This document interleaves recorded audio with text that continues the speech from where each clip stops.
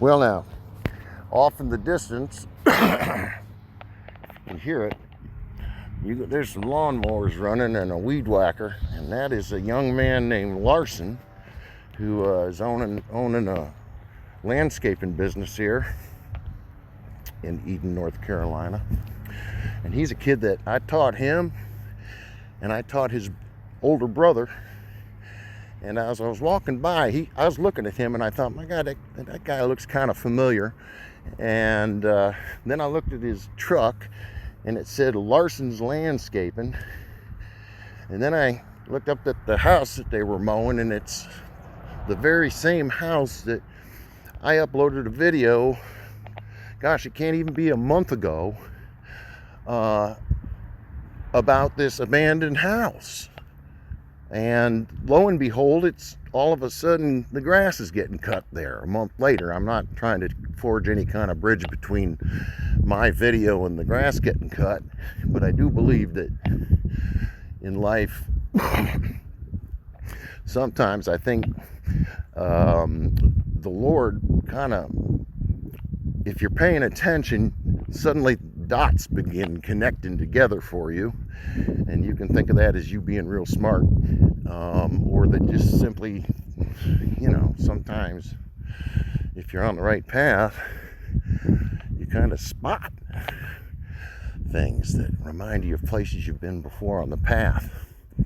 And so anyways, me and this young man, I asked the young man that was working with him, standing there with a push mower, I said, hey, y'all, y'all gonna be pulling the vines off the side of it there also, which are really tearing up the siding, and it's all up on the roof, and you can just, the facing boards, everything's just wet all the time. I wondered if they were going to take them vines down.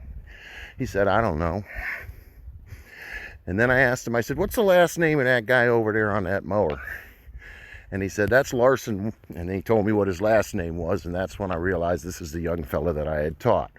And so then I walked over to him. And so we had a little reconnection, asked about families and stuff, and I said, you know anything about this house? And he said, this house belongs to but anyways, this house belongs to a family. And it was a family that he knew, and being neighbors of mine that I knew, and I had taught both the young girls in that family. And, they lived quite near us, and have wondered for years what happened when that house was just simply up and vacated super fast. And everything left behind. And I've observed looting. Not the people looting the place, but maybe once or twice a year, I'll just do a walkthrough to see what's going on. I'm kind of pleased that nobody's stolen the nice cut glass panel in the front door.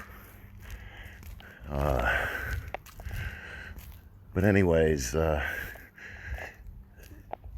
he and I walked through there and did some spectating and speculating. And I wish that thing right there was in the shade. I need a place to sit down. I got a really bad leg. I don't talk about it that much. Oh my, I'm walking past a big old graveyard here in Eden, the Lawson Cemetery. And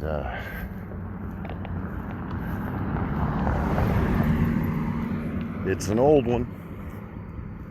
Oh, let me skip back. So anyways, Larson and I walked through the house, and I pointed out where some stuff had disappeared. I bet you if I looked not too terribly hard in about 5 places, I'd find those things for sale here in the county. But I'm not really out to get people in trouble. That's not my game. That isn't even my job.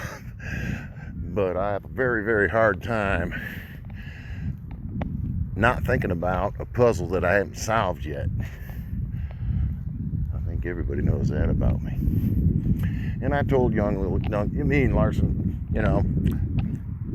big old handshake and a hug. I said, you just do well. I'm real proud of you, young man, and you got your own thing going here, and I think that's just super. say hey to your brother for me, and off we went. And it was a really nice connection. And I asked him if he was still going to that church we both our families used to go to, and he said nah. And I said, me neither.